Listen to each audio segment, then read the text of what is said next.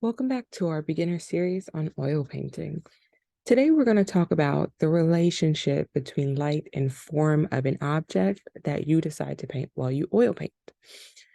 So we'll talk about some terminology and we'll understand the factors of what a highlight, a terminator, reflected light, a core shadow, a cast shadow, and the occlusion shadow is in the language of light when it comes to oil painting. So let's get into it. So the way that light plays across an object helps describe the form so that the resulting elements are predictable and consistent. Obviously, some forms are much more complex than others, but they still play by the same rules. And with a little practice, these elements will be recognizable to a greater or lesser extent in whatever you're painting. Today, I will be describing how light affects our view of an object, and I'll give some quick definitions of some phrases so that we're all on the same page. We will go through a total of 6 phrases or terminology that is related to the language of light and oil painting. So those terminology are highlight, terminator, reflected light, core shadow, cast shadow, and occlusion shadow. If you look to the right-hand side of the page, I included a photo for those visual learners who might need to see a physical setup of what it looks like so that you can better understand the terminology. Alrighty. So the first term that we'll go over is a highlight or highlights. So with a highlight, this is the area or areas of the object that is or are being hit by the most direct light. So if you look here on the right side of the screen, we have a little light source that is being hit onto an object. The highlight is here, and it would be the part of the object that is receiving the most direct light. Then we have our terminator. So if you look here, this shaded line here would be the terminator. So this is the edge that differentiates the lit side of the object, which is here, from the shaded side. This edge will be more or less diffused depending on the composition of the object and just the brightness of the light that is shining on the object.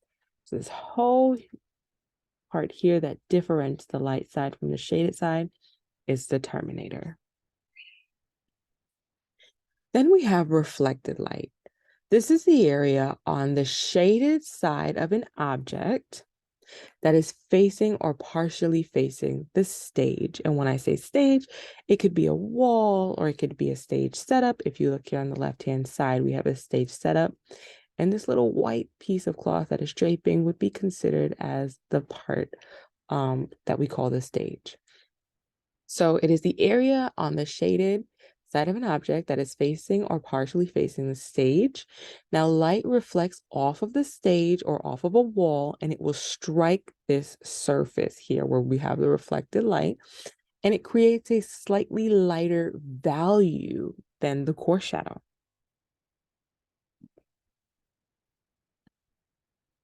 So here we have a core shadow. Now, a core shadow appears where the surface of the object is parallel to the direction of both the direct light and the reflected light. So reflected light would be here. So these areas are often perpendicular to the horizontal stage, if you remember that image of the stage, or maybe just a wall. Since this area isn't being struck by either light source, it will have the darkest shadow on the surface of the object. Okay? Then we have a cast shadow. So this is where the object blocks the light source from hitting the stage or the wall and creates a shadow.